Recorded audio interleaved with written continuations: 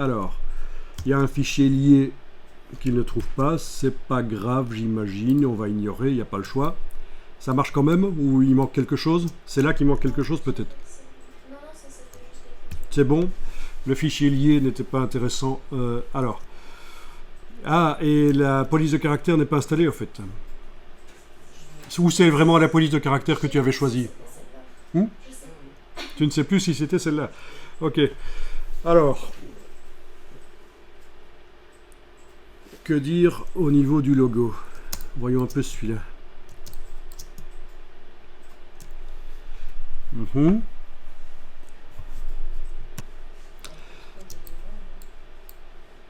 Il y a beaucoup d'éléments.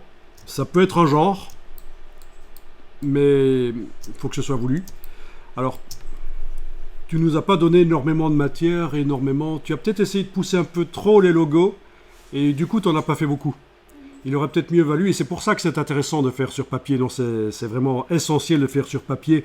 C'est que ça vous permet de générer rapidement des logos, mais ça demande de savoir dessiner ou de passer outre du fait que vous pensez que vous ne savez pas dessiner. Et là, on n'a pas énormément de matière à voir. Alors ça fait vraiment Illustrator, la brush artistique qui va sur tout le contour du cercle. Quelque chose qui peut être intéressant dans ce cas-là, c'est... Et là, je vais le sélectionner avec la flèche ici, quoique il est peut-être indépendant du reste. Si je prends la flèche noire, oui, il est indépendant du reste. Ce qui peut être intéressant quand on a quelque chose comme ça, c'est de scinder. Donc tout à l'heure, on a utilisé... c'était pour les grains de café que j'avais coupé une partie, c'était l'outil cutter, mais quand il s'agit d'un tracé, parce que ici il n'y a pas de fond, je ne peux pas utiliser le cutter. Le but c'est pas de faire plusieurs formes, le but c'est de faire plusieurs tracés. Donc il y a l'outil ciseau ici, et quand on clique, ça scinde le tracé, et à chaque fois, la brush s'étale non pas sur tout le cercle, mais seulement sur une portion de tracé. La paire de ciseaux sert à couper, oui, oui. Voilà. Et ça peut être intéressant. Évidemment, c'est pas le même effet. Mais la brush était trop allongée. Elle n'est pas prévue pour être utilisée sur aussi longuement, sur un trait aussi long. Maintenant, si je vais en arrière par CTRL Z, voilà.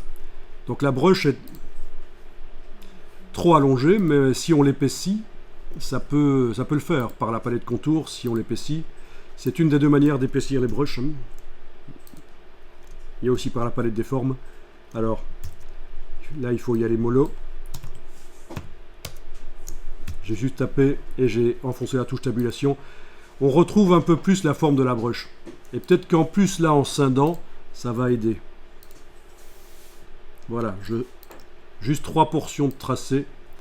Dans ce cas-là, avec la paire de ciseaux, j'ai scindé la première, la deuxième, la troisième. Voilà. Peut-être qu'en décalant un peu, ça peut donner un truc sympa. Faut pas nécessairement toujours que ce soit tip top mathématique. Hein. Voilà. Bon. Ça, c'est quelque chose que tu as trouvé sur le web? Oui? Ok.